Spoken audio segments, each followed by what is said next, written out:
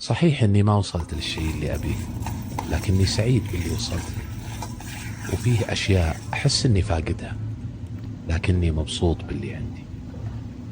ولي اهداف انا ما قدرت احققها، لكني مقتنع بمحاولاتي الجادة فيها. ومرت علي ايام حزن، وعرفت ان اي حزن يجيني ما راح يدوم، لاني دايم اسعى لاسعاد نفسي. طريقتي هذه في التفكير خلتني أكون شخص صادق مع نفسي، وطريقتي في التعامل مع الأمور عودت مشاعري أنها تكون مرتاحة.